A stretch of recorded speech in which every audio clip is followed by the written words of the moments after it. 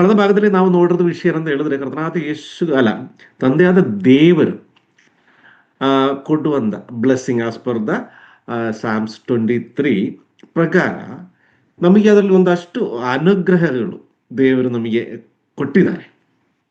ಅದು ತಿಳಿದ ವ್ಯಕ್ತಿಯಾಗಿ ದಾವೀದನು ಆ ವಿಷಯವನ್ನು ಹೇಳುವಾಗ, ಇವತ್ತು ಪ್ರಿಯರೇ, ಆ ದೇವರ ವಾಕ್ಯವನ್ನು ತಿಳಿದಿರೋಂಥ ವ್ಯಕ್ತಿಗಳು, ಅರ್ಥ ಮಾಡಿಕೊಂಡಿರೋ ವ್ಯಕ್ತಿಗಳು, ಪ್ರಸಂಗ ಮಾಡುವಂಥ ವ್ಯಕ್ತಿಗಳಾಗಿರುವ ನಾವು ಅದರಲ್ಲಿ ಕೆಲವೊಂದು ವಿಷಯಗಳಲ್ಲಿ ಪ್ರಾಪಂಚಿಕವಾಗಿರೋ ನಮ್ಮ ಮನುಷ್ಯನಲ್ಲಿ ಯಾವಾಗಲೂ ವಿಶ್ವಾಸಿ ಆದ್ರೂ ಕೂಡ ಮನುಷ್ಯನಲ್ಲಿ ಭೂಮಿಯಲ್ಲಿ ಬದುಕ ಕಾಲವಷ್ಟು ಅವನು ಪ್ರಾಪಂಚಿಕ ಮನುಷ್ಯನ ಕೆಲವೊಂದು ಸ್ವಭಾವ ಗುಣವಿಶೇಷಗಳಿರುತ್ತೆ. ಸೊ ಅದರಲ್ಲಿ ಕಳೆದ ಭಾಗದಲ್ಲಿ ನಾವು ಒಂದು ನೋಡಿದ್ವಿ, 23ನೇ ಕೀರ್ತನೆಗಳು 23 ವಾಕ್ಯದಲ್ಲಿ ನಾವು ನೋಡಿ, ಯೆಹೋವನು ನನಗೆ ಕುರುಬನು. ಒಂದು ಕುರುಬನಾಗಿರುವಂತ ದೇವರು ಯಾವ ರೀತಿಯಲ್ಲಿ ಹೇಗೆ ಅಂತ ಹೇಳಿ ಆ ಯೆಶಾಯನ ಗ್ರಂಥದಲ್ಲಿ ಹಳೆ ಒಡಂಬಡಿಕೆಯಲ್ಲಿ ನಾವು ನೋಡುವಾಗ, ಆತನು ಕುರುಬನಂದೇ ತನ್ನ ಮಂದೆ ಮೇಯಿಸುವನು, ಮರಿಗಳನ್ನು ಎದೆಗೆತ್ತಿ ಹಾಲು ಕುಡಿಸುವ ಕುರಿಗಳನ್ನು ಮೆಲ್ಲಗೆ. ಇದು ಒಬ್ಬ ವಿಶ್ವಾಸಿಯಾಗಿ ಒಬ್ಬ ದೇವರ ಮಗನಾಗಿರುವಂತ ಒಂದು ವ್ಯಕ್ತಿಗೆ ಆ ಒಂದು ಗುಂಪಿನ ದೇವರು ಯಾವ ರೀತಿಯಲ್ಲಿ ನಡೆಸುತ್ತಾರೋ ಅದನ್ನೊಂದು ಎಕ್ಸಾಂಪಲ್ ಆಗಿ ಇಲ್ಲಿ ಹೇಳಿರೋದು. ಅದು ಯಾರಿಗೆ? ಈ ಕುರಿಗಳಂದ ಮೇಲೆ ಕುರಿಗಳ ಮೇಯಿಸೋ ಗೊತ್ತಲ್ಲ, ಆ ಕುರುಬನು ಹೇಗೆ ಹೇಳ್ತಾರೆ ಅದೇ ದಾರಿಯಲ್ಲಿ ನಡ್ಕೊಂಡು ಹೋಗುವಂತ ಕುರಿಗಳು. ಅದೇ ರೀತಿಯಲ್ಲಿ ಇಲ್ಲಿ ಅದೊಂದು ಸ್ಪೆಷಾಲಿಟಿ ಇದೆ. ದೇವರ ವಾಕ್ಯದ ಅಡಿಯಲ್ಲಿ ದೇವರ ವಾಕ್ಯದ ಪ್ರಕಾರ ಮಾತನ್ನು ಕೇಳಿಸ್ಕೊಂಡು ನಡೆಯುವಂತ ವಿಶ್ವಾಸಿಗಳಿಗೆ ದೇವರು ಯಾವ ರೀತಿಯಲ್ಲಿ ಕುರುಬನಾಗಿ ತನ್ನ ಕರ್ತವ್ಯವನ್ನು ಮಾಡ್ತಾರೆ ಅಂತ ಹೇಳ್ತಾ ಇರೋದು. ಅದು ಹೊಸ ಒಡಂಬಡಿಕೆ ಬರುವಾಗ ಅಲ್ಲಿ ಒಂದು ಒಳ್ಳೆ ಕುರುಬನ್ನು ನಾವು ನೋಡ್ತೀವಿ. ಯೋಹಾನ ಬರೆದ ಸುವಾರ್ತೆ 11ನೇ ವಾಕ್ಯದಲ್ಲಿ ಯೇಸು ಕ್ರಿಸ್ತನು ನಾನು ಒಳ್ಳೆ ಕುರುಬನು ಅಂತ ಹೇಳ್ತಾ ಇರೋದು. ಒಳ್ಳೆ ಕುರುಬನ ಏನ್ ಮಾಡ್ತಾನೆ? ಅಲ್ಲಿ ಒಂದು ಸ್ಪೆಷಾಲಿಟಿ ಇದೆ. ಒಳ್ಳೆ ಕುರುಬನ ಏನ್ ಮಾಡ್ತಾನೆ? ತನ್ನ ಕುರಿಗಳಿಗೋಸ್ಕರ ತನ್ನ ಪ್ರಾಣವನ್ನು ಕೊಡುತ್ತಾನೆ. ಇದೇ ಕಳೆದ ಭಾಗದಲ್ಲಿ ನಾವು ನೋಡಿದ ಇನ್ನೊಂದು ವಿಷಯ ಇದೆ. ಅಲ್ಲಿ ಒಂದು ಒಳ್ಳೆ ಕುರುಬನ ಲಕ್ಷಣಗಳು ಹೇಗೆ ಇರುತ್ತೆ, ಅವನ್ನೇನು ತನ್ನ ಪ್ರಾಣಕ್ಕೆ ಕೂಡ, ಪ್ರಾಣ ಹೋಗಿದನು ಕೂಡ ತನ್ನ ಕುರಿಗಳನ್ನು, ತನ್ನ ಮಕ್ಕಳನ್ನು, ತನ್ನ ವಿಶ್ವಾಸಿಗಳನ್ನು ಕಾಪಾಡುವಂತ ದೇವರು. ಯೇಸು ಕ್ರಿಸ್ತನು ಸೀಮೋನ್ ಪ್ರಾರ್ಥನೆಗೆ ಕಳೆದ ಭಾಗದಲ್ಲಿ ಒಂದು ಪ್ರಶ್ನೆ ಹೇಳಿದೆ, ನೀನು ನನ್ನನ್ನು ಎಷ್ಟು ಇಷ್ಟಪಡ್ತಾ ಇದೆಯಾ, ಇಲ್ಲ ಯಾವ ರೀತಿ ಹೇಗೆ ಪ್ರೀತಿಸ್ತಾ ಇದೆ ಅಂತ ಹೇಳುವಾಗ, ಹೌದು ನಿಮಗೆ ಗೊತ್ತಿದೆಯಲ್ಲ ಅಂತ ಹೇಳುವಾಗ ಅಲ್ಲಿ ಸೀಮೋನ್ ಪೇತ್ರನಿಗೆ ಒಂದು ಜವಾಬ್ದಾರಿಯನ್ನು ಕೊಡ್ತಾನೆ. ಯೋಹಾನ ಬರೆದ ಸುವಾರ್ತೆ 21ನೇ ಅಧ್ಯಾಯ 15ರಿಂದ 17ನೇ ವಾಕ್ಯದಲ್ಲಿ ಹೇಳುವಂತ ಒಂದು ವಿಷಯ ಅಂದ್ರೆ ಒಂದು ಜವಾಬ್ದಾರಿ. ವಿಶ್ವಾಸಿಗಳಾಗಿ ಪ್ರಿಯರೇ, ನಾವೆಲ್ಲ ಒಬ್ಬ ಕುರುಬನಾಗಿ, ಒಳ್ಳೆ ಶೆಪರ್ಡ್ ಆಗಿ, ಒಳ್ಳೆ ಕುರುಬನಾಗಿರುವಂತ ಯೇಸು ಕ್ರಿಸ್ತನ ಹಿಂಬಾಲಿಸುವಂತ ವ್ಯಕ್ತಿಗಳಾಗಿರುವಾಗ, ಆ ಯೇಸು ಕ್ರಿಸ್ತನಲ್ಲಿ ಕುರುಬನಾಗಿರುವಂತ ಆ ಒಂದು ಭಾವನೆ ಆ ಮನೋಭಾವವನ್ನು ನಮ್ಮಲ್ಲಿನೂ ಇರಬೇಕು. ನಾವು ಒಂದು ಕುರುಬನಾಗಿ, ಅದು ಮನೆ ಇರ್ಬೋದು, ಸಭೆ ಇರ್ಬೋದು, ಸಮಾಜ ಇರ್ಬೋದು, ಒಂದೊಳ್ಳೆ ಕುರುಬನಾಗಿ ಜೀವಿಸಲಿಕ್ಕೆ ಇಲ್ಲಿ ದೇವರ ವಾಕ್ಯದಿಂದ ನಮಗೆ ವಿಶ್ವಾಸಿಗಳಿಗೆ ಒಂದು ಆಹ್ವಾನ ಇದೆ. ಇಲ್ಲಿ ನೋಡಿ, ಜವಾಬ್ದಾರಿಯನ್ನು ಕೊಡ್ತಾನೆ. ಯಾರಿಗೆ? ಸೀಮೋನ್ ಪೇತ್ರನಿಗೆ. ಏನಂತ ಹೇಳಿ? ನನ್ನ ಕುರಿಗಳನ್ನು ಮೇಯಿಸು. ನೀನ್ ನನಗೆ ಇಷ್ಟವಾಗಿದ್ರೆ, ಇಲ್ಲ ನನ್ನನ್ನ ಪ್ರೀತಿಸುವುದಾದ್ರೆ, ಸೀಮೋನ್ ಪೇತ್ರನಿಗೆ ಹೇಳ್ತಾ ಇರೋದು, ನೀನ್ ನನ್ನನ್ನ ಪ್ರೀತಿಸೋದಾದ್ರೆ. ಪ್ರಿಯರೇ, ಇವತ್ತು ನಮಗೇನು ಇದೇ ಪ್ರಶ್ನೆ ಹೇಳೋದಾದ್ರೆ, ನಾವು ಕರ್ತನಾದ ಯೇಸು ಕ್ರಿಸ್ತನನ್ನ ಪ್ರೀತಿಸೋದಾದ್ರೆ ಒಂದು ಜವಾಬ್ದಾರಿ ಇದೆ. ಅಲ್ಲಿ ಸಭಾ ಹಿರಿಯರು ಇರ್ಬೋದು, ಮನೆ ಹಿರಿಯರು ಇರ್ಬೋದು, ಯಾರೇ ಅದನ್ನು ಕೂಡ ಒಂದು ಜವಾಬ್ದಾರಿ ಇದೆ. ನಮ್ಮ ಕೆಲ ಮಟ್ಟಿಗೆಲ್ಲ ನಮ್ಮ ಮಾತು ಹೇಳುವರನ್ನೇ ಆ ಒಳ್ಳೆ ಒಂದು ದಾರಿಯಲ್ಲಿ ಒಂದು ಕುರುಬನಂದೇ ನಡೆಸುವಂತ ಒಂದು ಜವಾಬ್ದಾರಿ ಇದೆ. ಅದಕ್ಕೆ ಹೇಳೋದು, ಈ ಪೇತ್ರನಿಗೆ ಹೇಳ್ತಾ ಇರೋದು ಎಂದೇಳಿ, ನನ್ನ ಕುರಿಗಳನ್ನು ಮೇಯಿಸು, ನನ್ನ ಕುರಿಗಳನ್ನು ಕಾಯಿರಿ. ಯಾವ ಕೇಡುಗಳನ್ನು ಬರದಲ್ಲೇ, ಸೈತಾನಿಂದಾಗಲಿ ಪ್ರಾಪಂಚಿಕವಾಗಿ ಮನುಷ್ಯನಿಂದಾಗಲಿ ಯಾವ ಕೇಡುಗಳನ್ನು ಬರದಲ್ಲೇ ಕಾಯಿರಿ ಅಂತ ಹೇಳ್ತಾ ಇರೋದು. ಇದು ಸಭಾ ಹಿರಿಯರಿಗೇನು, ಅದೇ ರೀತಿಯಲ್ಲಿ ಸೇವಕರಿಗೆ, ಮನೆ ಹಿರಿಯರಿಗೆ ಹೇಳೋದು. ಇನ್ನೊಂದು ಮಾತಿತ್ತು, 1 ಪೇತ್ರ 5ನೇ ಅಧ್ಯಾಯ 2ರಿಂದ 4ನೇ ವಾಕ್ಯದಲ್ಲಿ, ನಿಜವಾದ ದ್ರವ್ಯಾಶ ನಿಮ್ಮಲ್ಲಿ ಇರಬಾರದು, ಸಿದ್ಧ ಮನಸ್ಸಿನಿಂದನೇ ದೇವರ ಸೇವೆ ಮಾಡಬೇಕಾಗಿರೋದು, ದೇವರ ಕಾರ್ಯಗಳು ಮಾಡಬೇಕಾಗಿರೋದು. ಈ ಕುರುಬನಾಗಿರೋದಂತ ಕೆಲಸ ನೀನು ಏನ್ ಮಾಡ್ಬೇಕು? ಸಿದ್ಧ ಮನಸ್ಸಿಂದ ಮಾಡಬೇಕು. ದೇವರ ಚಿತ್ತದ ಪ್ರಕಾರ ಮಾದರಿಯಾಗಿ ನಡೆದುಕೊಳ್ಳಬೇಕು. ಒಂದು ಕುರುಬನ ಯೋಗ್ಯತೆಗಳು ಈ ಕಾಲದಲ್ಲಿ ನಮ್ಮ ಜೀವನದಲ್ಲಿ ನಾವು ಪ್ರಾಕ್ಟಿಕಲ್ ಆಗಿ ಮಾಡಬೇಕಾಗಿರೋ ಒಂದು ವಿಷಯ. ನಾನು ಹೇಳಿದಿಲ್ಲ, ಸಭೆಯಲ್ಲಿ, ಸಮಾಜದಲ್ಲಿ ಆಗಲಿ, ಕುಟುಂಬದಲ್ಲಿ ಆಗಲಿ ಹಿರಿಯರದೊಂದು ಜವಾಬ್ದಾರಿ ಅದು. ಪ್ರಿಯರೇ, ನಾವೆಲ್ಲ ಕರ್ತನಾದ ಯೇಸು ಕ್ರಿಸ್ತನನ್ನ ತಿಳಿದ ವ್ಯಕ್ತಿಗಳಾಗಿರುವಾಗ, ಕರ್ತನಾದ ಯೇಸು ಕ್ರಿಸ್ತನ ನಾನು ಒಳ್ಳೆ ಕುರುಬನ ಅಂತ ಹೇಳುವಾಗ, ಅದೇ ರೀತಿಯ ಮನಸ್ಥಿತಿಯನ್ನು ನಮ್ಮ ಮನಸ್ಸಲ್ಲಿನೂ ಇರಬೇಕು ಅಂತ ದೇವರ ವಾಕ್ಯ ಹೇಳ್ತಾರೆ. ಯಾಕಂದ್ರೆ ಇಲ್ಲಿ 4ನೇ ವಾಕ್ಯದಲ್ಲಿ ಒಂದು ವಿಷಯ ಹೇಳ್ತು, 1 ಪೇತ್ರ 5ನೇ ಅಧ್ಯಾಯ 4ನೇ ವಾಕ್ಯದಲ್ಲಿ ಏನಂತ ಹೇಳಿದ್ರೆ, ನಮ್ದೆಲ್ಲ ಒಂದು ಎಕ್ಸ್ಪೆಕ್ಟೇಷನ್ ಇರೋದು ಏನಂತ ಹೇಳಿ, ಹಿರಿ ಕುರುಬನು ಪ್ರತ್ಯಕ್ಷನಾಗುವಾಗ ದೇವ ಪ್ರಭಾವವೆಂದ ಬಾಡದ ಜಯಮಾಲೆ. ನೋಡಿ ಎಷ್ಟು ಚೆನ್ನಾಗಿರೋ ಒಂದು ವಿಷಯ. ನಮ್ಮ ಪ್ರತ್ಯಾಶೆ, ನಮ್ಮ ನಿರೀಕ್ಷೆ ಎಲ್ಲಿ ಏನಕ್ಕಿದೆ, ಈ ಭೂಮಿಯಲ್ಲಿ ಯಾಕೆ ನಾವು ಒಂದು ಕುರುಬನಾಗಿರ್ಬೇಕು, ಬೇರೆಯವರಿಗೆ ಒಳ್ಳೇದನ್ನ ಮಾಡಬೇಕು, ಬೇರೆಯವರಿಗೆ ಒಂದು ದಾರಿ ತೋರಿಸ್ಕೊಡ್ಬೇಕು, ಬೇರೆಯವರಿಗೆ ದೇವರ ಕಡೆಗೆ, ಬೇರೆ ದಾರಿಯಲ್ಲಿ ಹೇಳ್ತಾರೆ, ದೇವರ ಕಡೆ ಇರೋಂಥ ದಾರಿ ತೋರಿಸುವಂಥ ವ್ಯಕ್ತಿಗಳಾಗಿರ್ಬೇಕು, ವಿಶ್ವಾಸಿಗಳಂತ ಹೇಳ್ತಾ ಇರೋದು ಇಲ್ಲಿ. ಇದು ಮೊದಲನೆಯ ಬ್ಲೆಸ್ಸಿಂಗ್. ನಾನು ಹೇಳ್ತಲೇ ದೇವರು ನಮ್ಮ ಕುರುಬನ್ ಅಂತ ಹೇಳುವಾಗಲೇ, ನಮ್ಮ ಜೊತೆ ಯಾರು ಇದ್ದಾರೆ ಅಂತ ಹೇಳುವಾಗಲೇ ನಮಗೆ ಒಂದು ಸ್ಟ್ರೆಂತ್ ಇರುತ್ತೆ, ಒಂದು ಧೈರ್ಯ ಇರುತ್ತೆ. ದೇವರೇ ನಮ್ಮ ಜೊತೆ ಇದ್ದಾರೆ ಅಂತ ಹೇಳುವಾಗ ಇಲ್ಲಿ ನೋಡಿ, ಅದೊಂದು ಮೊದಲನೇದಾಗಿರೋ ವಿಷಯ ಆಗಿದ್ರೆ, ಅದೇ ವಾಕ್ಯದಲ್ಲಿ ಇನ್ನೊಂದು ವಾಕ್ಯ ಅಂದ್ರೆ ಕೊರತೆ ಪಡೆನು, ಯೆಹೋವನು ನನ್ನ ಕುರುಬನು ಕೊರತೆ ಪಡೆನು. ಈ ಕೊರತೆ ಅಂತ ಹೇಳುವಾಗ ಎಕ್ಸಾಕ್ಟ್ಲಿ ಅದೊಂದು ಇಂಗ್ಲಿಷ್ ವರ್ಷನ್ ನೋಡಿದ್ರೆ, I have everything I need, ನನ್ನ ಹತ್ರ ಇದೆ. ದಾವೀದನು ಹೇಳೋದ ವಿಷಯ ಆದ್ರೂ ಕೂಡ ಇದೊಂದು ವಿಶ್ವಾಸಿ ಓದುವಾಗ ನಾವು ಅರ್ಥ ಮಾಡ್ಕೊಬೇಕಾಗಿರೋ ರೀತಿ, ನನಗೆ ಇವತ್ತು ಏನ್ ಬೇಕಾಗಿದೆ ಅದು ನನ್ನ ಹತ್ರ ಇದೆ. ಅದು ಯಾರು?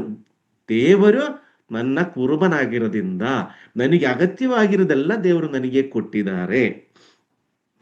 ಈ ಕೊರತೆ ಬಗ್ಗೆ ಯೋಚಿಸುವಾಗ ಪ್ರಾಪಂಚಿಕ ಮನುಷ್ಯನು, ಅದೇ ಮನುಷ್ಯ ಅಂತ ಹೇಳೋದಲ್ಲ, ಮನುಷ್ಯನು, ಅದು ವಿಶ್ವಾಸಿಗಳಲ್ಲಿನೂ ಇರುತ್ತೆ, ಪ್ರಾಪಂಚಿಕವಾಗಿರೋದು ಬೇರೆ ಬೇರೆ ಜನಾಂಗಗಳಲ್ಲೂ ಇರುತ್ತೆ. ನಮ್ಮ ಹತ್ರ ಎಲ್ಲ ಇದೆ ಅಂತ ಯಾರೂ ಒಪ್ಕೊಳ್ಳಲ್ಲ. ಎಲ್ಲೆಲ್ಲೋ ಏನೇನೋ ಕೊರತೆ ಇದೆ. ಈ ಕಂಪ್ಲೇಂಟ್, ಈ ಕೊರತೆಗಳಂತ ಹೇಳುವಾಗ ಈಗ ಒಂದು ಉದಾಹರಣೆ ಹೇಳೋದಾದ್ರೆ, ಇವತ್ತು ಜೀವಂತವಾಗಿ ನಾನಿರೋದಕ್ಕೋಸ್ಕರ ಇದೇ ತರ ಇಲ್ಲಿ ಮಾತಾಡ್ಲಿಕ್ಕೆ ಆಗ್ತಾ ಇರೋದು. ಇವತ್ತು ನೀವು ಜೀವಂತವಾಗಿರೋದಕ್ಕೆ ಇದು ಕೇಳಿಸ್ಕೊಳ್ಳಿಕ್ಕೆ ನಿಮ್ ಕೈಯಲ್ಲಿ ಆಗ್ತಾ ಇರೋದು. ಇದು ನನ್ನ ಯೋಗ್ಯತೆಯನ್ನ, ನಿಮ್ಮ ಯೋಗ್ಯತೆಯನ್ನ, ಇದು ನಮ್ಮಿಬ್ರದ್ದು ಯೋಗ್ಯತೆ ಅಲ್ಲ, ದೇವರು ಕೊಟ್ಟದ್ದು. ಅಂದ್ರೆ ಆಯುಸ್ಸು ಕೊಟ್ಟಿರೋದು ತೆಗಿಯೋದು ಅದೆಲ್ಲ ದೇವರಿಗೆ ಮಾತ್ರ ಗೊತ್ತಿರೋದಂತ ವಿಷಯ ಆಗಿರೋದ್ರಿಂದ ನಮಗೆ ಗೊತ್ತಿಲ್ಲ. ಇವತ್ತು ಮಲಗುವಾಗ ನಾವೇನು ಪ್ರಾರ್ಥನೆ ಮಾಡಿ, ದೇವರೇ ನಿನ್ನ ಚಿತ್ತವಾದ್ರೆ ನಾಳೆ ಬೆಳಿಗ್ಗೆ ಎದ್ದು, ನಾಳೆ ಬೆಳಿಗ್ಗೆ ಎದ್ದಲಿಲ್ಲ ಅಂದ್ರೆ ಪ್ರಾರ್ಥನೆ ಇಲ್ಲ, ಬಾಕಿ ವಿಷಯಗಳು ಯಾವುದೂ ಇಲ್ಲ. ಇಲ್ಲಿ ನಮಗೆ ಆಯುಸ್ಸು ಕೊಟ್ಟಿರೋದ ಬಗ್ಗೆ ನಾವು ತಲೆ ಕೆಡಿಸ್ಕೊಳ್ಳಲ್ಲ. ನಾವು ಇವತ್ತು ಇನ್ನೊಂದು 10 ವರ್ಷ 20 ವರ್ಷ 50 ವರ್ಷ ಬದುಕ್ತೀನ ಅಂತ ಆಲೋಚನೆದಲ್ಲಿ ಇಲ್ಲಿ ತನಕ ನಡ್ಕೊಂಡ್ ಬಂದಿರೋದು ಹೆಂಗೆ ಅಂತ ಗೊತ್ತಿಲ್ಲ. ಅದೇನೋ ನನ್ಗೆ ಯೋಗ್ಯತೆಯಿಂದ ಪಡ್ಕೊಂಡಿರೋ ಲೆಕ್ಕದಲ್ಲಿ ನಾಳೆ ನಾವು ಬದುಕ್ತೀನೋ ಇಲ್ವೋ ಅಂತ ಗೊತ್ತಿಲ್ಲ. ಆದ್ರೆ ಇನ್ನೂ ನಾವು 100 ವರ್ಷ ಬದುಕ್ತೀನಂದ ಅಹಂಕಾರದಿಂದ, ಆಲೋಚನೆಗಳಿಂದ ಬೇರೆ ಎಲ್ಲ ಸತ್ತೋಗಿದ್ರು ನಾನಿರ್ತೀನಿ, ಈ ಒಂದು ವಿಷಯ ಮನುಷ್ಯನ ಚಿಂತೆಯಲ್ಲಿ ನಾರ್ಮಲ್ ಆಗಿರುತ್ತೆ. ತುಂಬಾ ವರ್ಷ ಬದುಕಬೇಕು, ತುಂಬಾ ಆಸೆ, ಆ ಒಂದು ಆಸೆಗಳಿರುತ್ತೆ. ಇದು ಆಯುಸ್ಸು ವಿಷಯದಲ್ಲಿ ಮನುಷ್ಯನ ಆಸೆ ಆದ್ರೆ ಅಲ್ಲಿನೂ ಅವನಿಗೆ ಸ್ಯಾಟಿಸ್ಫ್ಯಾಕ್ಷನ್ ಇಲ್ಲ. ಅದು ನಾನು ಹೇಳಲಿಕ್ಕೆ ಬಂದ ವಿಷಯ. ಅದು ಎರಡನೇದು ಈ ಆರೋಗ್ಯ. ದೇವರು ಆರೋಗ್ಯ ಕೊಟ್ಟಿದ್ದಕ್ಕೋಸ್ಕರ ಇವತ್ತು ಈ ರೀತಿಯಲ್ಲಿ ಮಾತಾಡ್ಲಿಕ್ಕೆ ನನ್ನ ಬಾಯಿಂದ ಶಬ್ದ ಹೊರಗಡೆ ಬರ್ತಾ ಇದೆ, ಈ ತರ ಕೂರ್ಲಿಕ್ಕೆ ಆಗ್ತಾ ಇರೋದಕ್ಕೆ, ಕೂತ್ಕೊಂಡು ಮಾತಾಡ್ಲಿಕ್ಕೆ ಆಗ್ತಾ ಇದೆ. ಇದು ದೇವರ ಅನುಗ್ರಹ ಅಲ್ವಾ? ಆದ್ರೆ ಈ ಕೆಲವರು ಹೇಳ್ತಾರಲ್ಲ, ಯಾಕೋ ಗೊತ್ತಿಲ್ಲ, ಕೂತಾದ್ಮೇಲೆ ತಕ್ಷಣ ಎದ್ದೇಳಲಿಕ್ಕೆ ಆಗಲ್ಲ. ಇದೊಂದು ಕೊರತೆನಾ? ಇದೇ ತರ ಸಣ್ಣ ಪುಟ್ಟಗಳು ನಮ್ಗಿರೋದು ಒಳ್ಳೇದು ದೇವರು ಕೊಟ್ಟಿರೋದನ್ನ ನೆನೆಸ್ಕೊಳ್ಳಲ್ಲ. ನಮ್ಮಲ್ಲಿ ಏನೇನೋ ಪ್ರಾಬ್ಲಮ್ ಇದೆ, ಯಾವುದೋ ಇದೆ ಅಂತ ಹೇಳಿದ್ರೆ ಅದು ಏನೋ ಒಂದು ಕೊರತೆ. ನಾವು ಆರೋಗ್ಯದಲ್ಲಿ ಆಗಲಿ, ಮುಂಚೆ ತರ ಓಡಾಡ್ಲಿಕ್ಕೆ ಆಗ್ತಾ ಇಲ್ಲ, ನಡೀಲಿಕ್ಕೆ ಆಗ್ತಾ ಇಲ್ಲ, ಇಲ್ಲ ಇದ್ರೆ ಏನೇನೋ, ಈಗ ಏನೋ ಒಂದು ಕಿವಿ ನೋವು ಬಂದಿದೆ ಅಂತ ಅನ್ಕೊಳ್ಳಿ, ಬಾಕಿ ಇರೋದು ಅಂಗಾಂಗಗಳೆಲ್ಲ ಅದನ್ನು ಆರೋಗ್ಯವಾಗಿರುತ್ತೆ ಅಂತ ಇದೆ ಅಂದದು ದೇವರಿಗೆ ಸ್ತುತಿಗೆ ಯೋಗ್ಯವಾಗಿರೋದ್ರಿಂದ ಕಾರಣ. ಆದ್ರೆ ನಾವು ಎಲ್ಲಿಗೆ ಹೋಗ್ತೀವಿ, ದೇವರೇ ನನಗೆ ಕಿವಿ ನೋವು ಬಂದಿದೆ, ಅದಕ್ಕೆ ಬೇಕಾಗಿರೋದು ಮಾತ್ರ ನಮ್ಮ ಪ್ರಾರ್ಥನೆಯಲ್ಲಿ ಇರುತ್ತೆ, ಬಾಕಿ ಅಂಗಗಳನ್ನೆಲ್ಲ ಅದನ್ನು ಕಾಪಾಡಿದೆಯಲ್ಲ, ಬರಲ್ಲ ಮನಸ್ಸಲ್ಲಿ. ಇನ್ನೊಂದು ಆಹಾರ. ಈ ಆಹಾರದ ವಿಷಯದಲ್ಲಿ ನಮಗೆ ಏನಾಗುತ್ತೆ ಅಂತ ಹೇಳಿದ್ರೆ, ಎಲ್ಲದನ್ನು ಬೇರೆಯವರಿಗೆ ಕಂಪೇರ್ ಮಾಡೋದು ಯಾವಾಗಲೂ ಮನುಷ್ಯನ ಬುದ್ಧಿ ಅಂತ ಹೇಳಿದ್ರೆ. ಆಹಾರ ಇವತ್ತು ನಮಗೆ ಯಾವುದು ಬಿರಿಯಾನಿ ತಿಂತೀನೋ, ಇಲ್ಲಾಂದ್ರೆ ಬೇರೆ ಏನಾದ್ರೂ ತಿಂತೀನೋ, ಚಿಕನ್ ತಿಂತೀನೋ, ಮಟನ್ ತಿಂತೀನೋ, ಬೇರೆ ಏನೂ ಅಲ್ಲ, ಹೊಟ್ಟೆ ಹಸುಗೋಸ್ಕರ. ಪರಲೋಕದಲ್ಲಿರೋ ತಂದೆ ಅಂದ ಪ್ರಾರ್ಥನೆಯಲ್ಲಿ ದೇವರಿಗೆ ಬೇಡ್ಕೊಳ್ತಾ ಇದ್ದ, ಯೇಸು ಕ್ರಿಸ್ತನಿಗೆ ಹೇಳಿಕೊಟ್ಟಂದ ಆ ಪ್ರಾರ್ಥನೆ, ಅವತ್ತಿಗೆ ನನಗೆ ಎಷ್ಟು ಬೇಕಾಗಿದೆ ಅದು ಒದಗಿಸಿ ಕೊಡು ಅಂದ. ಪ್ರೇರ ನಮ್ಮ ಜೀವನದಲ್ಲಿ ಅದು ಇಲ್ವಾ ಇವತ್ತು? ಆದ್ರೂ ಎಲ್ಲೋ ಏನೊಂದು ಕೊರತೆ ಇರೋ ತರ ಯಾವಾಗಲೂ ಫೀಲ್ ಮಾಡ್ಕೊಳ್ಳೋದು ಮನುಷ್ಯನ ಸ್ವಭಾವ. ಸಮಾಧಾನ, ಮನುಷ್ಯನ ಜೀವನದಲ್ಲಿ ಸಮಾಧಾನ ಅಂತ ಹೇಳಿದ್ರೆ ಏನ್ ಗೊತ್ತಾ, ಎಲ್ಲದನ್ನು ಕಂಪ್ಲೀಟ್ ಆಗಿ ಎಲ್ಲ ಕಾರ್ಯಗಳಾಗುವಾಗಲೂ ಮನುಷ್ಯನಿಗೆ ಸಮಾಧಾನ ಇರಲ್ಲ. ಯಾಕೊತ್ತಾ, ಅವನ್ ಸಮಾಧಾನ ಅಂತ ಹೇಳ್ತಾ ಇರೋದು ಇನ್ಯಾವುದೋ ಒಂದ್ರ ಮೇಲೆ ಹೋಗಿರುತ್ತೆ, ಅದು ನನ್ನ ಜೀವನದಲ್ಲಿ ಇಲ್ಲಲ್ಲ ಅಂತ. ಉದಾಹರಣೆಗೆ ಹೇಳೋದಾದ್ರೆ, ಹೀಗೆ ಬಟ್ಟೆ ವಿಷಯ ಇರ್ಬೋದು. ನಾವು ಹಾಕಿರೋದು ಇವತ್ತು ನೋಡಿ, ಒಂದು ಬಟ್ಟೆ, ಒಂದು ಶರ್ಟ್ ಇದೆ, ಚೆನ್ನಾಗಿದೆ, ಹಾಕೊಂಡು ಹೊರಗಡೆ ಹೋಗ್ತಾ ಇರುವಾಗಲೇ ನಮ್ಮ ದೃಷ್ಟಿ ನಮ್ಮ ಬಟ್ಟೆ ಮೇಲೆ ಇರಲ್ಲ, ಬೇರೆಯವ್ರ ಬಟ್ಟೆ ಮೇಲೆ ಇರುತ್ತೆ. ಅದು ನೋಡಿ ಎಷ್ಟು ಚೆನ್ನಾಗಿದೆ, ಅದೇ ಥರ ನನಗೇನು ಒಂದು ಬೇಕು, ಆಸೆಗಳು. ಇಲ್ಲಿ ಒಂದು ಮನೆ ವಿಷಯ ಇರ್ಬೋದು. ನಮ್ಗಿರೋದು ಅಂಜಿನ ಮನೆ, ಒಂದು ನೋಡಿ, ಅವ್ರಿಗೆ RCC ಮನೆ ಇದೆ, ಮನುಷ್ಯನ ಚಿಂತೆಗಳು. ಆದ್ರೆ ಈ ಅಂಜಿನ ಮನೆ ಆದ್ರೂ ದೇವರು ನನಗೆ ಕೊಟ್ಟಿದ್ದಲ್ಲಿ, ಈ ಮನೆಯೇ ಇಲ್ಲದಲ್ಲಿ ಇರೋದು ಎಷ್ಟೋ ಜನಗಳು ಈ ಪ್ರಪಂಚದಲ್ಲಿ ಬದುಕ್ತಾ ಇದ್ದಾರೆ, ಇದ್ರ ಬಗ್ಗೆ ಯೋಚನೆ ಮಾಡಲ್ಲ. ಅದೇ ತರ ಒಂದು ವಾಹನ ಆಗಲಿ, 2 ವೀಲರ್ ಇರುವಾಗ 4 ವೀಲರ್ ನೋಡ್ತಾ ಇರೋದು. ನೋಡಿ, ನನ್ನ ಹತ್ರ 2 ವೀಲರ್ ಅಷ್ಟೇ ಇರೋದು, ಒಂದು 4 ಇಲ್ಲ 4 ಚಕ್ರ ಇದ್ದಿದ್ರೆ ನೋಡಿ, ನನ್ನ ಹತ್ರ ಇದು ಸಣ್ಣ ಕಾರ್, ಅನ್ನೋದು ನೋಡಿ ದೊಡ್ಡ ಕಾರ್. ಈ ತರ ಮನುಷ್ಯನ ಮನಸ್ಸಿಗೆ ಇದು ಹಿಂಗೆ ಹೋಗ್ತಾ ಇರುತ್ತೆ. ಅದೇ ರೀತಿಯಲ್ಲಿ ಆಸ್ತಿ ಆಗಲಿ, ಈ ಕೆಲಸ, ಸಂಬಳ ವಿಷಯಗಳಾಗ್ಲಿ, ಎಷ್ಟು ಸಿಕ್ಕಿದ್ರು ಮನುಷ್ಯನಿಗೆ ಸ್ಯಾಟಿಸ್ಫ್ಯಾಕ್ಷನ್ ಅಂದಿರೋದು ಇದೆ. ಸ್ಯಾಟಿಸ್ಫ್ಯಾಕ್ಷನ್ ಇದೆ ನಿಜವಾಗ್ಲೂ. ದೇವರ ಮಕ್ಕಳಲ್ಲಿ ಆ ಸಂತೋಷ, ಸಮಾಧಾನ ಇದೆ. ಅದೇನು ಗೊತ್ತಾ, ದೇವರು ನನಗೆ ಎಷ್ಟು ಕೊಡಬೇಕು ಅಷ್ಟು ಕೊಟ್ಟಿದ್ದಾರೆ ಅಂತ ಯಾರು ಕನ್ಕ್ಲೂಷನ್ಗೆ ಬರ್ತಾರೋ ಅವರ ಜೀವನದಲ್ಲಿ ಸಮಾಧಾನವನ್ನು, ಸಂತೋಷವನ್ನು ಇರುತ್ತೆ. ಇಲ್ಲಿ ನೋಡಿ, ಒಬ್ಬ ಮನುಷ್ಯನಿಗೆ ಏನಂತ ಹೇಳಿದ್ರೆ, there is no complete satisfaction. ಅವನು ಯಾವ ವಿಷಯದಲ್ಲಿನೂ ಕಂಪ್ಲೀಟ್ ಆಗಿ ಸ್ಯಾಟಿಸ್ಫೈ ಆಗ್ತಾ ಇಲ್ಲ. ಬಿಕಾಸ್ ಅವನಲ್ಲಿರೋ ಆಸೆಗಳಿಂದ. ನಮ್ಮಲ್ಲಿ ಇರೋದನ್ನ ಬಿಟ್ಬಿಟ್ಟು, ಈ ಮುಂಚೆಲ್ಲ ನಮ್ಮ ಇದರಲ್ಲಿ ಹೇಳ್ತಾರೆ, ಈ ನಮ್ಮ ಮನೆ ಅಂಗಳದಲ್ಲಿ ಇರುವಂತ ಆ ಹೂವಿಂದು ವಾಸನೆ, ಅದು ನಮಗೇನು ದೊಡ್ಡ ಹೆಚ್ಚಾಗಿ ಅನ್ಸಲ್ಲ. ಬೇರೆ ಯಾರಾದ್ರೂ ಮನೆಯಲ್ಲಿ ಈ ತರ ಯಾವ್ದಾದ್ರು ಒಂದು ಗಿಡದ ಒಳ್ಳೆ ವಾಸನೆ ಬರ್ತಾ ಇದೆ ನೋಡಿ, ಇದು ತೋರಿಸಿ ನೋಡಿ ಎಷ್ಟು ಚಂದ ಇದೆ ಅಂದ್ರೆ ನಮ್ಮಲ್ಲಿ ಇದನ್ನೇ, ಅದು ಯಾರಾಗ್ಲಿ ನಮ್ಮಲ್ಲಿ ತುಂಬಾ ಕ್ಲೋಸ್ ಆಗಿ ನಮ್ಮ ದಿನ ನೋಡ್ತಾ ಇರೋ ವ್ಯಕ್ತಿಗಳಾಗಿರ್ಬೋದು, ಇಲ್ಲಾಂದ್ರೆ ಮನೆಯಲ್ಲಿರೋದು ವಿಷಯಗಳಾಗಿರ್ಬೋದು. ನೋಡಿ, ನಾವೇ ಒಂದು ಉದಾಹರಣೆ ಹೇಳ್ತೀನಿ. ಈಗ ಯಾರಾದ್ರೂ ಒಂದು ಮಕ್ಕಳು ಮನೆಯಿಂದ ದೂರ ಇದ್ದಾರೆ, ಅವ್ರು ವರ್ಷಕ್ಕೆ ಒಂದ್ಸರಿನ, ಇಲ್ಲ 6 ತಿಂಗಳು ಒಂದ್ಸರಿನ, 2 ವರ್ಷಕ್ಕೆ ಒಂದ್ಸರಿ, ಇಲ್ಲಿ ಹೊರ ದೇಶದಲ್ಲಿ ಇರ್ತಾರೆ. ಈ ಮನೆಯಲ್ಲಿ ಈ ಯಾವುದು ಇದರಲ್ಲಿ ಹೇಳ್ತಾರೆ, ಆ ಮಗನು, ಅವನ ತಂದೆ ಕೈಯಿಂದ ಎಲ್ಲಾದನ್ನು ತಗೊಂಡು ದೂರ ಹೋಗಿ ಹಾಳು ಮಾಡ್ಕೊಂಡು ವಾಪಸ್ ಬರ್ತಾ ಇದ್ದಾನೆ, ತಂದೆ ಪ್ರೀತಿ ತೋರಿಸ್ಲಿ. ಅವಾಗ ಇನ್ನೊಬ್ಬ ಮಗ ಜೊತೆಯಲ್ಲಿದ್ದಾನೆ, ಅವನ ಮನಸ್ಸಲ್ಲಿ ಏನ್ ಅನ್ಸುತ್ತೆ ಹೇಳಿ. ಇದೇ ರೀತಿಯಲ್ಲಿನೇ ನಮ್ ಜೊತೆ ಯಾವದಿದೆ ಅದಕ್ಕೆ ಬೆಲೆ ತುಂಬಾ ಕಮ್ಮಿ ಇರುತ್ತೆ. ನಮ್ ಜೊತೆ ಯಾವದಿಲ್ಲ, ನಮ್ಮಲ್ಲಿ ಯಾವದಿಲ್ಲ ಅದಕ್ಕೆ ತುಂಬಾ ಬೆಲೆ ಕಟ್ಟುವಂತ ಪ್ರಾಪಂಚಿಕ ಮನುಷ್ಯ ಬುದ್ಧಿ ಎಲ್ಲ ಹಂಗೇನೆ. ಆದ್ರೆ ವಿಶ್ವಾಸಿಗಳಲ್ಲಿ ಎಚ್ಚರಿಕೆ ಇರಬೇಕಾಗಿರೋದು, ದೇವರು ನನಗೆ ಕೊಟ್ಟಿರೋದೇನು, ಆ ದೇವರು ನನಗೆ ಬೇಕಾಗಿರೋದನ್ನೆಲ್ಲ ಕೊಟ್ಟು, ಕಾದು ಕಾಪಾಡಿ, ಆಯುಸ್ಸು, ಆರೋಗ್ಯ, ಸಮಾಧಾನ, ಸಂತೋಷವನ್ನು ಕೊಟ್ಟು ಇವತ್ತು ನಾನು ಬದುಕಿದ್ರೆ ಅದು ದೇವರ ಕೃಪೆಯಾಗಿರುತ್ತೆ, ದೇವರ ಕರುಣೆ. ಇಲ್ಲಿ ಕೊರತೆಗಳ ಹಿಂದೆ ಹೋಗಬಾರ್ದು. ವಿಶ್ವಾಸಿಗಳು ಕೊರತೆಗಳಿರುತ್ತೆ, ಇಲ್ಲ ಅಂದೇಳ. ಪ್ರಾಪಂಚಿಕ ಮನುಷ್ಯನ ಜೀವಿಸುವಾಗ ಅದು ವಿಶ್ವಾಸಿ ಅದನ್ನು ಕೂಡ ಸಣ್ಣ ಪುಟ್ಟ ಕೊರತೆಗಳು ಇರುತ್ತೆ. ಅದಕ್ಕೆಲ್ಲ ಉತ್ತರವನ್ನು ದೇವರ ವಾಕ್ಯದಲ್ಲಿ ಇದೆ. ಇಲ್ಲಿ ನಮ್ದು ಏನಂತ ಹೇಳಿದ್ರೆ, ಆದ್ರೆ ಇಲ್ಲಿ ಕೀರ್ತನಗಾರನು ದಾವೀದನು ಹೇಳ್ತಾ ಇರೋದು ಈ ವಿಷಯ, ಯೆಹೋವ ನನ್ನ ಕುರುಬನು, ನನಗೆ ಕೊರತೆ ಇಲ್ಲ ಅಂತ ಹೇಳುವಾಗಲೂ ಈ ನಿಜವಾಗ್ಲೂ ಹೇಳ್ತೀನಲ್ಲ, ದಾವೀದನಿಗೆ ಕೊರತೆ ಇರಲಿಲ್ವಾ? ದಾವೀದನ ಕ್ಯಾರೆಕ್ಟರ್ ಇರ್ಬೋದು, ಇಲ್ಲದೆ ಆ ರಾಜ ಇದರಲಿಲ್ಲ, ಆದ್ರೆ ಅದೇ ಅದನ್ನ ಚಿಕ್ಕ ವಯಸ್ಸಿಂದ ನಡ್ಕೊಂಡ್ ಬಂದಿರೋದ ರೀತಿಗಳಲ್ಲಿನು ಕಷ್ಟ, ದುಃಖ, ನೋವುಗಳು ಹಲವಾರಿದೆ. ಕೊನೆಗೆ ರಾಜನಾಗಿದ್ದನು ಕೂಡ ದುಃಖ ಇತ್ತು, ಕೆಲವೊಂದು ವಿಷಯಗಳಲ್ಲಿ ದುಃಖ ಇತ್ತು. ಆದ್ರೆ ಅಲ್ಲಿ ದಾವೀದನು ನೋಡಿದ ಒಂದು ಆ ವಿಷಯ ವಿಶ್ವಾಸಿಯ ಜೀವನಲ್ಲಿ ನಾವೆಲ್ಲ ಮಾದರಿಯಾಗಿ ತಗೊಳ್ಬೇಕಾಗಿರೋದು. ಅಲ್ಲ, ಅವನ ಕೊರತೆಗಳು ಯಾವುದನ್ನು ಅವನು ನೋಡ್ಲಿಲ್ಲ, ಕೊರತೆಗಳು ಯಾವ್ದು ಬಗ್ಗೆ ದೇವ್ರಿಗೆ ಹೇಳಲಿಕ್ಕೆ ಹೋಗ್ಲಿಲ್ಲ. ಅವನು ಅದಕ್ಕಿಂತ ಹೆಚ್ಚಾಗಿರೋದು ದೇವರು ನನಗೆ ಕೊಟ್ಟಿರೋದ ಬಗ್ಗೆ ಮಾತ್ರ ಅವನ ದೃಷ್ಟಿಯಲ್ಲಿ ದೇವರ ಕಡೆಗೆ ತಿರುಗಿ ದೇವರಿಗೆ ಸ್ತುತಿ ಸ್ತೋತ್ರಗಳು ಹೇಳುವಂತ ವ್ಯಕ್ತಿಯಾಗಿದೆ. ಬೇರೆಯವ್ರ ಹತ್ರ ಏನೇನಿದೆ ಅದು ಹೇಳಿ, ನನ್ನ ಹತ್ರ ಅದು ಇಲ್ಲ ಅಂತ ಹೇಳಿ ಕಂಪ್ಲೇಂಟ್ ಹೇಳಲಿಕ್ಕೆ ಹೋಗ್ಲಿಲ್ಲ. ನನ್ನ ಹತ್ರ ಏನಿದೆ ಅಂತ ಹೇಳಿ ದೇವರಿಗೆ ಸ್ತುತಿಸ, ಯೆಹೋವ ನನ್ನ ಕುರುಬನು, ನನಗೆ ಕೊರತೆನಿಲ್ಲ ಅಂತ ಹೇಳುವಾಗ, ಇಲ್ಲಿ ನಮ್ಮಲ್ಲಿ ಏನಿದೆ ಅದು ನಮಗೆ ಹೇಗೆ ಸಿಕ್ಕಿದೆ, ಅದು ಸಿಕ್ಕಲಿಕ್ಕಿರೋದು ನಮ್ಮ ಯೋಗ್ಯತೆ ಏನು, ಅದು ನಮ್ಮ ತಾಕತ್ತಿನಿಂದ ನಮಗೆ ಸಿಕ್ಕಿರೋದ ಅಂತ ನಾವು ನಮ್ಮ ಜೀವನದಲ್ಲಿ ಯೋಜನೆ ಮಾಡುವಾಗ ನಮಗೆ ಒಂದು ವಿಷಯ ಅರ್ಥ ಆಗ್ತಾ ಇದೆ.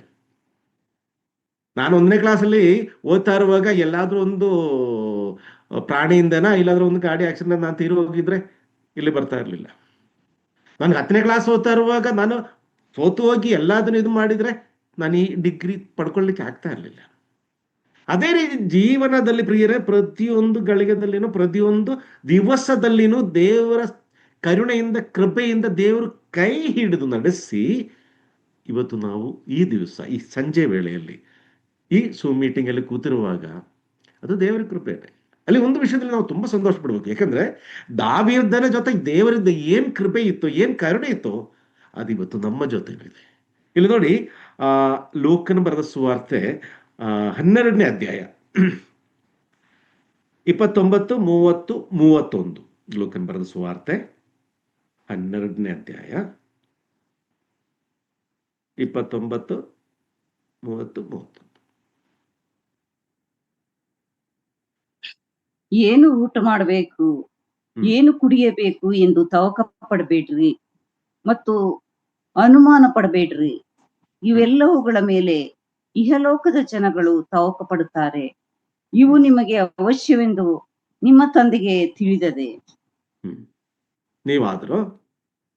ನೀವಾದರೂ ದೇವರ ರಾಜ್ಯಕ್ಕಾಗಿ ತವಕ ಪಡ್ರಿ, ಇದರ ಕೂಡ ಅವು ನಿಮಗೆ ದೊರಕುವು. ನೋಡಿ, ಸಾಕು. Okay, thank you.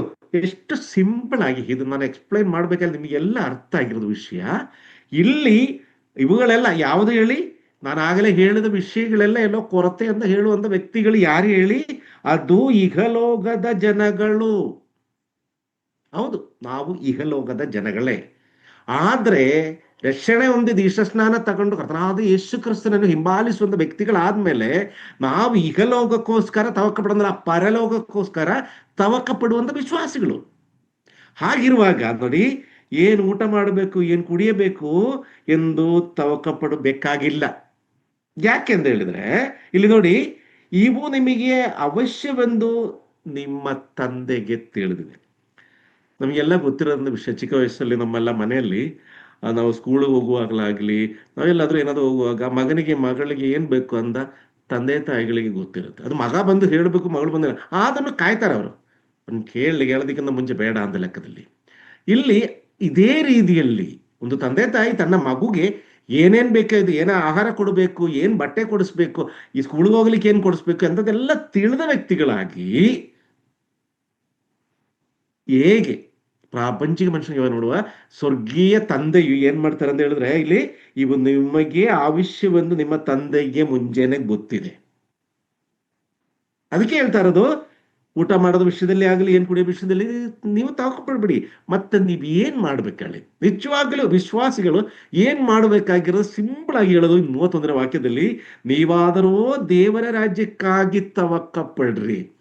ಈ ಪ್ರಾಪಂಚಿಕ ವಿಷಯಗಳಿಗೋಸ್ಕರ ನಿಮ್ಗೆ ಏನ್ ಬೇಕು ಅಂತ ತಂದೆ ಗೊತ್ತಿರುತ್ತೆ. ಮತ್ತೆ ನೀವು ಮಾಡ್ಬೇಕಾದ ಕೆಲಸ ಏನಂತ ಹೇಳಿದ್ರೆ, ಆ ಪರಲೋಕದ ಬಗ್ಗೆ, ಆ ದೇವರ ರಾಜ್ಯ ಬಗ್ಗೆ ನೀವು ತವಕಪಟ್ರೆ ಏನಾಗುತ್ತೆ ಹೇಳಿ, ಇದು ಕೂಡ ನೀವು ಈ ಪ್ರಪಂಚದಲ್ಲಿ ಬದುಕುವಾಗ ನಿಮಗೆ ಏನ್ ಅಗತ್ಯವಿದೆಯೋ ಅದು ಕೂಡ ನಿಮಗೆ ದೊರಕುವವು. ಪ್ರೇರ ನಮ್ಮ ಜೀವನದಲ್ಲಿ ನಾವು ಮರೆಯಬಾರದು ಈ ವಾಕ್ಯವನ್ನು, ಈ 3 ವಾಕ್ಯವನ್ನು. ಯಾಕಂದ್ರೆ ಪ್ರಾಪಂಚಿಕ ಮನುಷ್ಯನಿಗೇನು ನಮಗೆ ಇರೋದು ವ್ಯತ್ಯಾಸ ಏನಂತ ಹೇಳಿದ್ರೆ, ಇದೇ ನಮ್ಮ ವ್ಯತ್ಯಾಸ. ಇದು ನಮ್ಮ ನೆನಪಲ್ಲಿ ಇರುತ್ತೆ. ನಾವು ತಪ್ಪಬೇಕಾಗಿರೋದು ಪರಲೋಕ ರಾಜ್ಯಕ್ಕೋಸ್ಕರ, ದೇವರ ರಾಜ್ಯಕ್ಕೋಸ್ಕರ, ಪ್ರಾಪಂಚಿಕವಾಗಿರೋದು ರಾಜ್ಯಕ್ಕೋಸ್ಕರ ಅಲ್ಲ, ಆಸ್ತಿಗೋಸ್ಕರ ಅಲ್ಲ, ಅಂತಸ್ಗೋಸ್ಕರ ಅಲ್ಲ. ಅದೇ ರೀತಿಯಲ್ಲಿ ಊಟ ತಿಂಡಿ ಇದ್ರ ಬಗ್ಗೆ ಆಹಾರಕ್ಕೋಸ್ಕರ ಅಲ್ಲ, ಬಟ್ಟೆಗೋಸ್ಕರ ಅಲ್ಲ, ಕೆಲಸಕ್ಕೋಸ್ಕರ ಅಲ್ಲ, ಮನೆಗೋಸ್ಕರ ಅಲ್ಲ. ತವಕ ಪಡಬೇಕಾಗಿರೋದು ದೇವರ ರಾಜ್ಯಕ್ಕೋಸ್ಕರ. ದೇವರ ರಾಜ್ಯಕ್ಕೋಸ್ಕರ ತವಕ ಪಡುವಂತ ಒಬ್ಬ ವ್ಯಕ್ತಿ, ವಿಶ್ವಾಸಿ, ದೇವರ ವಾಕ್ಯ ಅನುಗುಣವಾಗಿ ನಡೀತಾರೆ. ದೇವರ ವಾಕ್ಯ ಚಿತ್ತಾನುಸಾರವಾಗಿ, ದೇವರ ವಾಕ್ಯದಲ್ಲಿ ಏನಿದೆ, ನಾನೇನ್ ಮಾಡ್ಲಿಕ್ಕೆ ಆಗುತ್ತೆ, ನನ್ನ ಕಡೆಯಿಂದ ಇಷ್ಟು ಮಾಡ್ಲಿಕ್ಕೆ ಆಗುತ್ತೆ, ಅಲ್ಲಿ ಆಯುಸು, ಆರೋಗ್ಯ, ಸಮಾಧಾನ, ಸಂತೋಷ, ಈ ವಯಸ್ಸು ಇಲ್ಲ ಅದ್ರ ಲೆಕ್ಕ ಯಾವುದೂ ಲೆಕ್ಕ ಬರಲ್ಲ. ಕೆಲಸ ಆಗಲಿ, ವಿದ್ಯಾಭ್ಯಾಸ ಆಗಲಿ, ಯಾವುದೂ ಲೆಕ್ಕ ಬರಲ್ಲ. ಆ ಪರಲೋಕಕ್ಕೋಸ್ಕರ ತವಕ ಪಡುವಂತ ಒಂದು ವ್ಯಕ್ತಿಯಾಗಿ, ವಿಶ್ವಾಸಿಯಾಗಿ, ಇದು ದೇವರಿಗೆ ಬೇಕಾಗಿರೋದು. ಈ ಆದಿಕಾಂಡದಲ್ಲಿ ಒಂದು ಸಣ್ಣ ಇದಿದೆ. ಈ ಆದಿಕಾಂಡ 48ನೇ ಅಧ್ಯಾಯ 15ನೇ ವಾಕ್ಯ. ಅಲ್ಲಿ ದೇವರು ನನ್ನ ಕುರುಬ ಅಂತ ಹೇಳ್ತಾ ಇರೋದು ಒಂದು ಎಕ್ಸಾಂಪಲ್ ಇದೆ. ಆದಿಕಾಂಡ 48:15.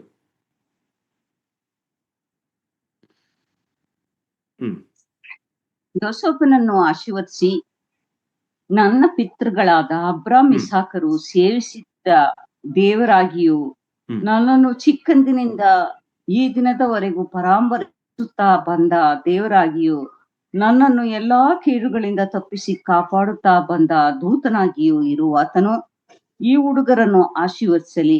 ಸಾಕು ಇವರು ಸಾಕು ಸಾಕು ನನ್ನ ಸಾಕು ಹೆಸರನ್ನು ಸಾಕು, ಥ್ಯಾಂಕ್ ಯು. ಇಲ್ಲಿ ನಾನು ಹೇಳಲಿಕ್ಕೆ ಇಷ್ಟಪಡ್ತಾರೆ, ಇಲ್ಲಿ ನೋಡಿ ಒಂದು ವಾಕಿದೆ, ಈ ದಿನವರೆಗೂ.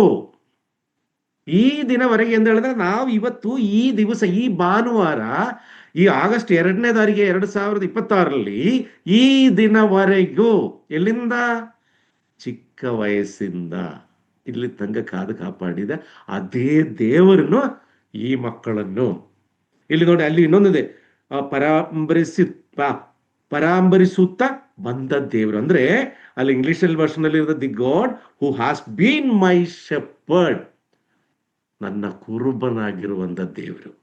ನೆಹಮ್ಯ ಪ್ರವಾದನ ಗ್ರಂಥದಲ್ಲಿ 9ನೇ ಅಧ್ಯಾಯ 15ನೇ ವಾಕ್ಯ. ನೆಹಮ್ಯ 9ನೇ ಅಧ್ಯಾಯ 15ನೇ ವಾಕ್ಯ.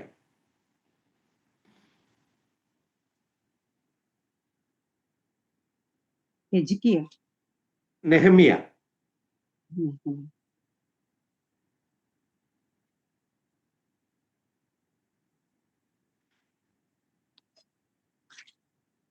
9ನೇ ಅಧ್ಯಾಯ 15.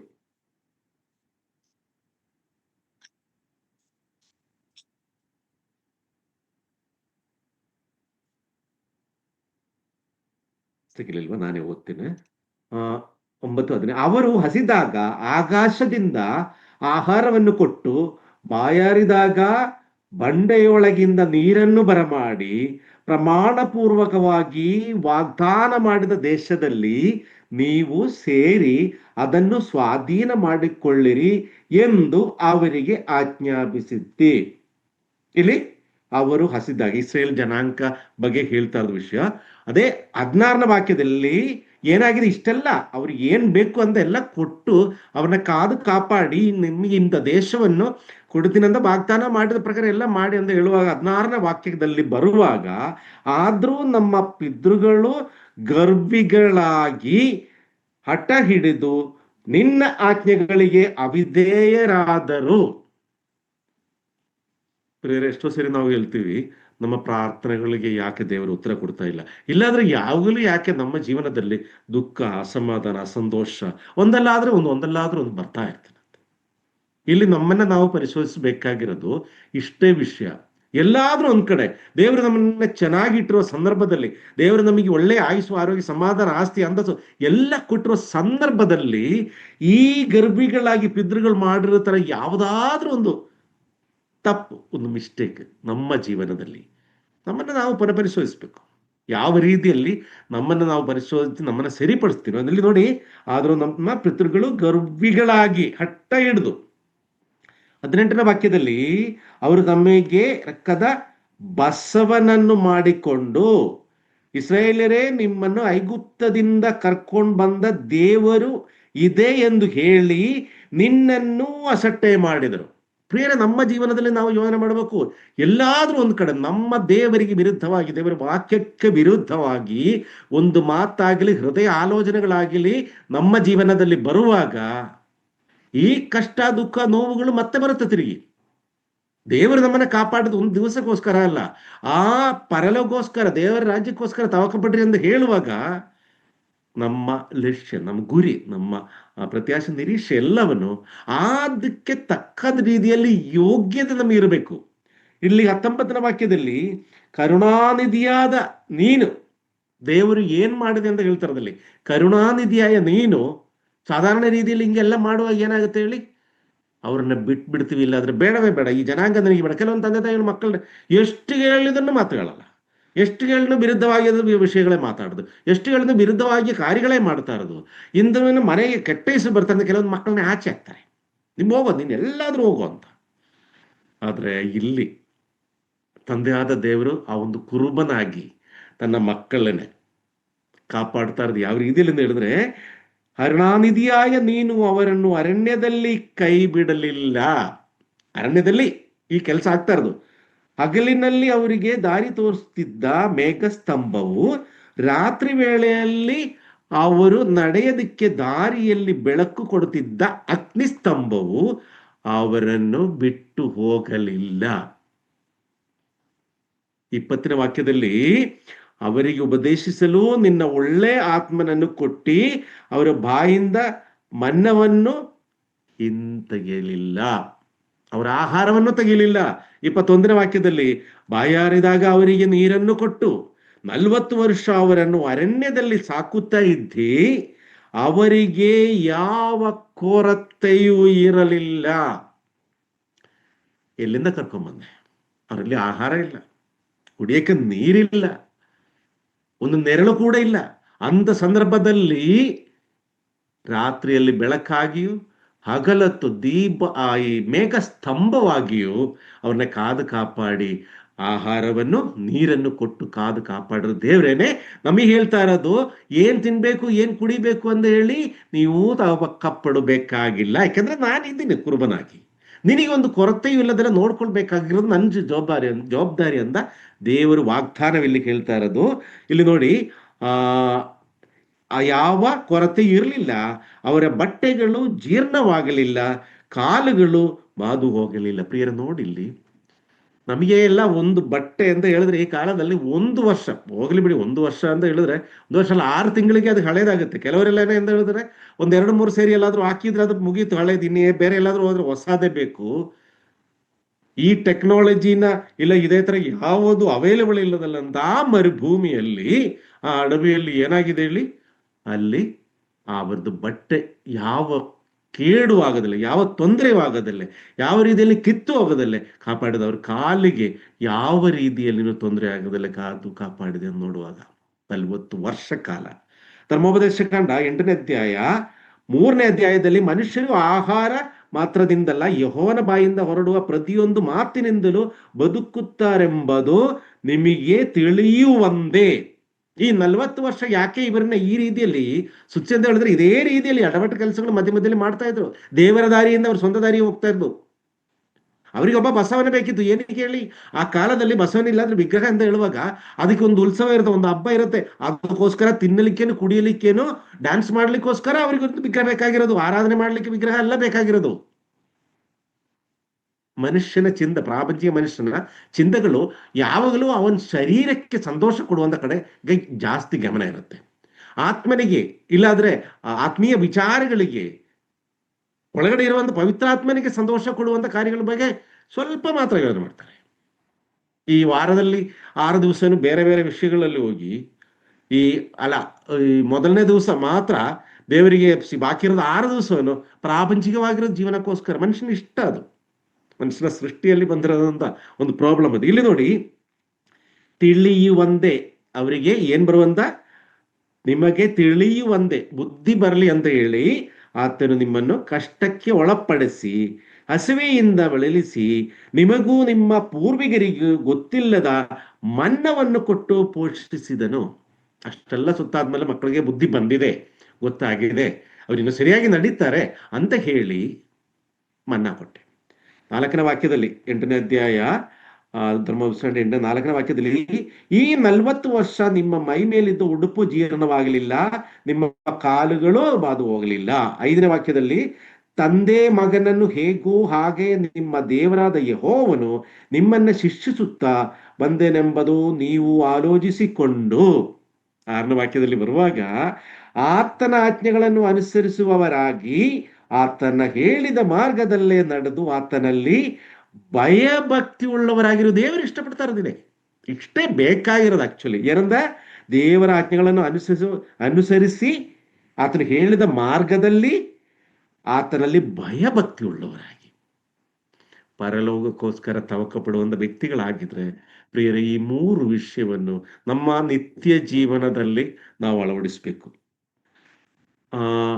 2 ಕೊರಿಂಥ 9ನೇ ಅಧ್ಯಾಯ 8ನೇ ವಾಕ್ಯದಲ್ಲಿ, ದೇವರು ಸಕಲ ವಿಧವಾದ ದಾನಗಳನ್ನು ನಿಮಗೆ ಧಾರಾಳವಾಗಿ ಅನುಗ್ರಹಿಸುವುದಕ್ಕೆ ಶಕ್ತನಾಗಿ. ದೇವರು ನಮಗೆ ಎಲ್ಲದನ್ನು ಧಾರಾಳವಾಗಿ ಕೊಡ್ತಾರೆ.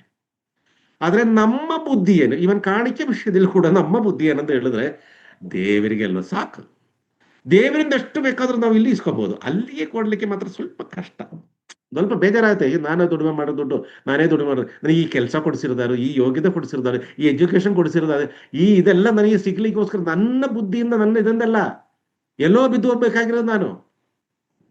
ಆದ್ರೆ ನಾವು ಒಳ್ಳೆ ಸಂಪನ್ನನಾಗಿ ಒಳ್ಳೆಯ ವ್ಯಕ್ತಿಯಾಗಿ ದೇವರು ಆಯುಸ್ಸು ಆರೋಗ್ಯ ಕೊಟ್ಟು ಕಾದು ಕಾಪಾಡಿ ಒಳ್ಳೆ ಮಕ್ಕಳನ್ನು ಹೆಂಡತಿಯನ್ನು ಕೊಟ್ಟು ಅದೇ ರೀತಿಯಲ್ಲಿ ಎಲ್ಲಾ ರೀತಿಯಲ್ಲಿ ದೇವರು ಕಾಪಾಡಿರುವಾಗ ದೇವರಿಗೆ ಕೊಡ್ಲಿಕ್ಕೆ ನಮ್ಮ ಕೈ ಚಿಕ್ಕದಾವ. ಯಾಕೆಂದ್ರೆ ದೇವರು ನಮಗೆ ಕೊಡ್ತಾರೆ ಹೆಂಗೆ ಹೇಳಿ, ಧಾರಾಳವಾಗಿ. ನಿನಗೆ ಒಂದು ಕೊರತೆನೂ ನನ್ ಬರಲ್ಲ, ನಿನಗೆ ಯಾವುದು ಬರಲ್ಲ.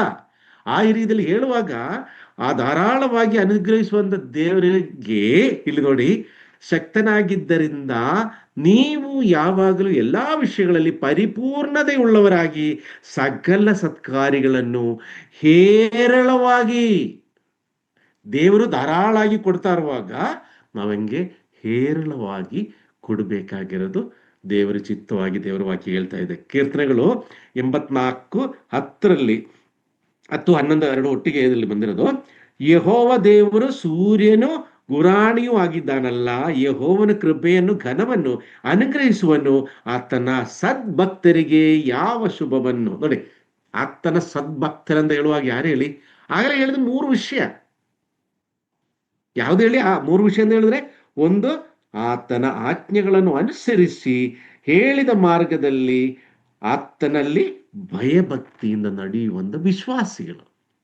ಪ್ರಿಯರೇ, ಇವತ್ತು ನಾವು ಆ ವಿಶ್ವಾಸದಲ್ಲಿ ನಾವು ನಡೆದ 1 ಪೇತ್ರ 5:10 ವಾಕ್ಯದಲ್ಲಿ, ಕ್ರಿಸ್ತನಲ್ಲಿ ನಿಮ್ಮನ್ನು ತನ್ನ ನಿತ್ಯ ಪ್ರಭಾವಕ್ಕೆ ಕರೆದ ಕೃಪಾಪೂರ್ಣನಾದ ದೇವರು. ನೋಡಿ, ಕ್ರಿಸ್ತನಲ್ಲಿ ನಿಮ್ಮನ್ನು ತನ್ನ ನಿತ್ಯ ಪ್ರಭಾವಕ್ಕೆ ಕರೆದ, ಈ ನಿತ್ಯ ಪ್ರಭಾವ ಅಂತ ಹೇಳ್ತಾ ಇರೋದು ಆ ಪರಲೋಕಕ್ಕೆ ತಾವು ವ್ಯಕ್ತಿಗಳ ಜೀವನದಲ್ಲಿ ಆ ನಿತ್ಯ ಪ್ರಭಾವಕ್ಕೆ ಕರೆದ ಕೃಪಾಪೂರ್ಣನಾದ ದೇವರು ತಾನೇ ನೀವು ಸ್ವಲ್ಪ ಕಾಲ ಬಾಧೆ ಪಟ್ಟ ಮೇಲೆ ನಿಮ್ಮನ್ನು ಯೋಗ್ಯ ಸ್ಥಿತಿಗೆ ತಂದು ನೆಲೆಗೊಳಿಸಿ ಬಲಪಡಿಸುವೆನು. ನಾನು ಇದೆಲ್ಲ ಹೇಳುವಾಗೆ ಕೆಲವರ ಮನಸ್ಸಲ್ಲಿ ಕೆಲವೊಂದು ಪ್ರಶ್ನೆ ಬಂದಿರುತ್ತೆ.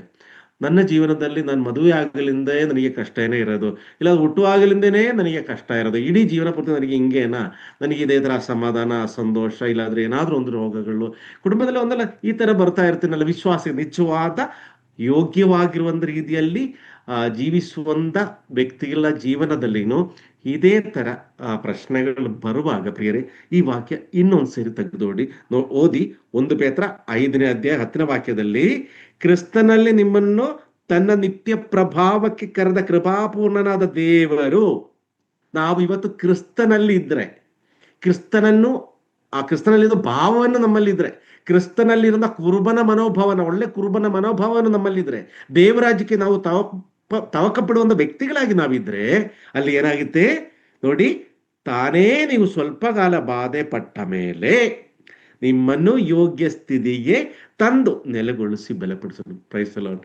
ದೇವರು ನಮ್ಮೆಲ್ಲ ಜೀವನದಲ್ಲಿ ಪ್ರತಿ ಆಶೆ ಒಂದು ಸಮಾಧಾನ, ಸಂತೋಷ ಅಂತ ಹೇಳ್ತಾರೆ ಅಂತ ಹೇಳಿದ್ರೆ, ನನ್ನ ಜೀವನದಲ್ಲಿ ಒಂದಲ್ಲ ಆದ್ರೆ ಒಂದಿನ ಸಂತೋಷವನ್ನು, ಸಮಾಧಾನವನ್ನು ನನ್ನ ಮನೆಯಲ್ಲಿ ಆಗಲಿ, ನನ್ನ ಸಭೆಯಲ್ಲಿ ಆಗಲಿ, ಸಮಾಜದಲ್ಲಿ ಆಗಲಿ ದೇವರು ತರ್ತಾನೆ, ಕೊಡ್ತಾನೆ. ನನ್ನ ದೇವರು ನನ್ನನ್ನು ಯಾವತ್ತೂ ಕೈ ಬಿಡಲ್ಲ ಅನ್ನೋ ಒಂದು ನಂಬಿಕೆ, ನಿರೀಕ್ಷೆ ಇದೆಯಲ್ಲ, ಇದು ನಮ್ಮನ್ನೇ ಕಾದು ಕಾಪಾಡಿ ನಡೆಸುವಂತ ವಿಷಯಗಳು. ಫಿಲೋಮೆನನಿಗೆ ಬರೆದ ಪತ್ರಿಕೆಯಲ್ಲಿ 1:4 ವಾಕ್ಯದಲ್ಲಿ, ನಾನು ಪ್ರಾರ್ಥನೆ ಮಾಡುವಾಗೆಲ್ಲ ದೇವರಿಗೆ ಯಾವಾಗಲೂ ಸ್ತೋತ್ರವನ್ನು ಸಲ್ಲಿಸಿ ನಿನಗೋಸ್ಕರ ವಿಜ್ಞಾಪನೆಯನ್ನು ಮಾಡ್ತಾನೆ. ಪ್ರಿಯರೇ, ನಾನು ಹೇಳ್ಬೇಕಾಗಿರೋ ಇವತ್ತು ಒಳ್ಳೆ ದೇವರು ನಮಗೆ ಯಾವ ಕೊರತೆಯನ್ನು ಇಲ್ಲದಲ್ಲಿ ನಮ್ಮನ್ನು ಕಾಪಾಡುವಾಗ ಮೊದಲನೇದಾಗಿ ನಮ್ಮನ್ನ ಕೈ ಹಿಡಿದು ನಡೆಸುವಂತ ವ್ಯಕ್ತಿಗಳಿಗೋಸ್ಕರ ದೇವರಲ್ಲಿ ಪ್ರಾರ್ಥನೆ ಮಾಡಬೇಕಾಗಿರೋ ವಿಷಯ. ರೋಮಾಪುರದವರಿಗೆ ಬರೆದ ಪತ್ರಿಕೆ 1ನೇ ಅಧ್ಯಾಯ 8ನೇ ವಾಕ್ಯದಲ್ಲಿ, ಮೊದಲನೇದು ನಿಮ್ಮ ನಂಬಿಕೆಯು ಲೋಕದಲ್ಲೆಲ್ಲ ಪ್ರಸಿದ್ಧಿಗೆ ಬಂದದ್ರಿಂದ ನಿಮ್ಮೆಲ್ಲ ವಿಷಯವಾಗಿ ಯೇಸು ಕ್ರಿಸ್ತನ ಮೂಲಕ ನನ್ನ ದೇವರಿಗೆ ಸ್ತೋತ್ರ ಮಾಡಿದ್ರೆ. ಪೌಲನು ಹೇಳೋ ವಿಷಯ, ಈ ಸುವಾರ್ತೆಯನ್ನು ಇಲ್ಲಾಂದ್ರೆ ದೇವರ ವಿಷಯಗಳನ್ನು ಎಲ್ಲ ಕಡೆನೂ ಯಾರಿಗೆ, ರೋಮಾಪುರದಲ್ಲಿ ಎಲ್ಲಾ ಕಡೆನೂ ಪ್ರಸಿದ್ಧವಾಗಿರೋದ್ರಿಂದ, ನಿಮ್ಮಿಂದನೂ ಹಲವಾರು ಜನ ಹೊರಗಡೆ ಹೋಗಿರೋದ್ರಿಂದನೂ ಇದು ದೇವರಿಗೆ ಸಂತೋಷವನ್ನು ಕೊಡುವಂತ ವಿಷಯ ಆಗಿರೋದ್ರಿಂದ ವಿಷಯವಾಗಿ ಯೇಸು ಕ್ರಿಸ್ತನ ಮೂಲಕ ನನ್ನ ದೇವರಿಗೆ ಸ್ತೋತ್ರ ಮಾಡ್ತೇನೆ. ಪ್ರಿಯರೇ, ನಮ್ಮ ಜೀವನದಲ್ಲಿ ಪರಿಶೋಧಿಸಿ ನಾವು ಮುಂದೆ ಹೋಗುವಂತ ಸಂದರ್ಭದಲ್ಲಿ ಈ 2ನೇ ಬ್ಲೆಸ್ಸಿಂಗ್, ಈ ದೇವರು ನಮಗೆ ಒಂದು ಕೊರತೆಯನ್ನು ಬರಲ್ಲ ಅಂದ, ಇದು ಈ 23ನೇ ಈ ಕೀರ್ತನದಲ್ಲಿರೋಂಥ 2ನೇ ಬ್ಲೆಸ್ಸಿಂಗ್. ಒಂದು ಕುರುಬನಾಗಿದ್ದಾನೆ, 2ನೇದು ದೇವರು ನಮ್ಮ ಜೊತೆ ಇರುವಾಗ ನಮಗೆ ಯಾವ ಕೊರತೆಯನ್ನು ಬರಲ್ಲ. ಪ್ರಿಯರು, ಇವತ್ತು ಆ ಬ್ಲೆಸ್ಸಿಂಗ್ ಅನುಭವಿಸಿ, ಆ ಅನುಗ್ರಹನ ಅನುಭವಿಸಿ ನಾವಿತ್ತು ಸೇರಿ ಬಂದಿರುವಾಗ, ದೇವರಿಗೆ ಸ್ತುತಿ ಸ್ತೋತ್ರಗಳನ್ನು ಹೇಳುವಾಗ, ಇಲ್ಲಾಂದ್ರೆ ನಾವು ಬೇರೆಯವ್ರನ್ನೇ ದೇವರು ಆ ಸೇವಕರನ್ನ ನೆನೆಸಿ ದೇವರಿಗೆ ಸ್ತುತಿ ಸ್ತೋತ್ರವನ್ನು ಹೇಳುವಾಗ ಇದೆಲ್ಲ ದೇವರಿಗೆ ತುಂಬ ಸಂತೋಷವನ್ನು ಕೊಡುವ ನನ್ನ ಮಗನು ನನ್ನ ಮಗಳು ನನ್ನ ನೆನೆಸಿ ಅವರನ್ನ ನೆನೆಸಿ ನನಗೆ ಸ್ತೋತ್ರ ಹೇಳ್ತಾ ಇದ್ದಾರಲ್ಲ, ಆ ಒಂದು ಸಮಾಧಾನವನ್ನು ಸಂತೋಷವನ್ನು ದೇವರು ಅನುಭವಿಸುವ ಹಾಗೆ ಜೀವಿತದಲ್ಲಿ ಒಂದು ಕುರುಬನಾಗಿ ಒಳ್ಳೆ ಕುರುಬನಾಗಿ ನಾವು ಮಾದರಿಯಾಗಿ ಜೀವಿಸುವ ಹಾಗೆ ಮುಂದಿನ ದಿವಸಗಳಲ್ಲಿ ನನ್ನನ್ನು ಎಲ್ಲವರನ್ನು ದೇವರು ಅನುಗ್ರಹಿಸಿ ಆಶೀರ್ವದಿಸಿ ಆ ಪರಲೋಕಕ್ಕೋಸ್ಕರ ತಾಕಪಡುವ ಒಂದು ವ್ಯಕ್ತಿಗಳಾಗಿ ಜೀವಿಸುವ ಹಾಗೆ ನನ್ನನ್ನು ನಿಮ್ಮನ್ನೆಲ್ಲವರನ್ನು ದೇವರು ಶಕ್ತಿಪಡಿಸಲಿ. ದೇವರು ಈ ವಾಕ್ಯವನ್ನು ಅನುಗ್ರಹಿಸಿ